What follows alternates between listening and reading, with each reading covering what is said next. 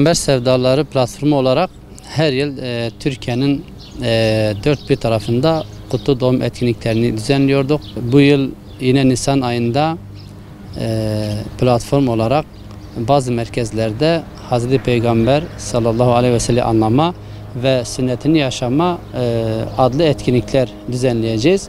Bu etkinliklerde Peygamber Efendimiz sallallahu aleyhi ve sellem'in yaşantısını, örnek hayatını ve sünnetini yaşatılması adına çalışmalarımız olacak. Yani Nisan ayında da Peygamber Efendimiz sallallahu aleyhi ve sellem'i anlatmaya ve tanıtmaya devam edeceğiz.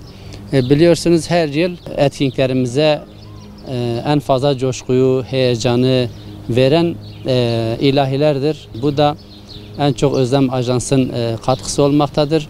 Ve geleneksel olarak Özlem Ajans her yıl kutlu doğum anısına özel bir parça hazırlıyor. Geçen sene de hazırlanmıştı, önceki senelerde de hazırlamıştı.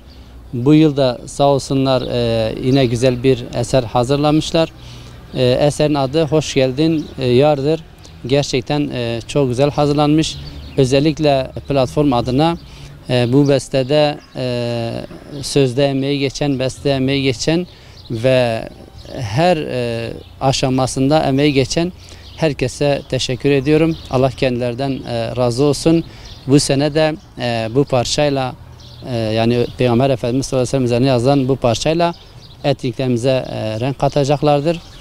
Şimdiden bu parça hem Özlem Ajans'tan hem de Peygamber Sevdaları platformundan tüm peygamber aşıklarına armağan olsun. Özlem Ajans yıllardır platformumuza gönüllü olarak hiçbir katkı beklemeden, yani maddi bir katkı beklemeden desteklerini sunuyorlar. Gerçekten büyük bir emek.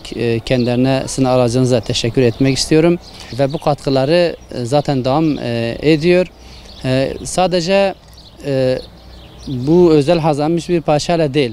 Zaten Özlem Ajans'ın birbirinden değerli, kıymetli yüzlerce, hatta belki binlere varan eserleri vardır. Ve bu eserleriyle etkinliklerimize katkı sunuyorlar.